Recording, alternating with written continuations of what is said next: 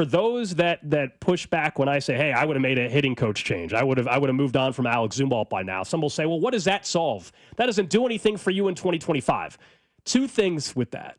Number one, I think even if you told me it was a short-lived 2 or 3 week burst, wouldn't you like to see what that could do for the standings for the team? Like, even if you want to go back to George Brett when he was like the interim hitting coach, it did not pan out long-term, but for 2 weeks, go back and look. For 2.5 weeks it did. I'd like to see if they could get a little jolt for 2 weeks, considering they're 4.5 back of a playoff spot and the calendar doesn't turn to July until tomorrow. So that's my first pushback on the idea of like, well, that doesn't solve anything. The other part is it's about a long-term decision, and how confident are you about these guys in place to develop your hitting moving forward? And I would be lying to you if I told you I wasn't a little scared of the fact that Jac Caglianone, since he's come to the big league, suddenly just hits ground balls in the infield.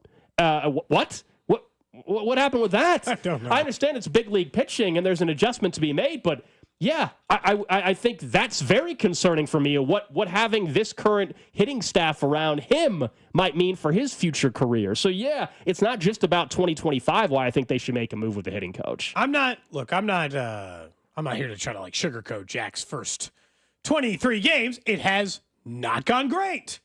The power hasn't been there. The ground balls obviously are there, and he's striking out a ton. I also didn't think that was out of the question. I just didn't think he had anything left to learn in AAA. He was stuck in a position in Double and AAA that he wasn't going to learn some of the problems that the scouting staff thought he might have had in his swing or his approach and the free swinging nature of it, because he was too good for the players he was up against. I kind of thought this was plausible. So, like, do I think that it's time to send Jac Caglianone down? Hell no. Not even close. Not just for the reasons I pointed out that Bobby was pretty bad in his first 23 games. 229 average, as you pointed out, 264 on base, 349 slug. Those are better than Jac Caglianone's numbers, but they're not good numbers. And I could point out Nick Kurtz, who's now hitting, if you just want like a current major league option, or any of the others. Sometimes players come to the big leagues and they struggle right away.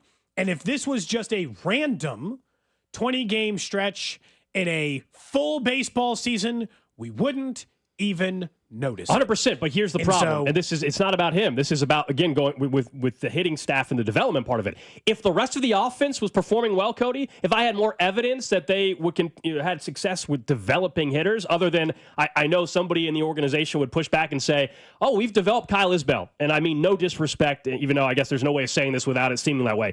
You've developed a number 9 hitter. Congratulations. You know what I mean? Like, that's not what I'm looking for when I'm talking about developing hitters. You're talking middle of the order guys. Yeah. Correct.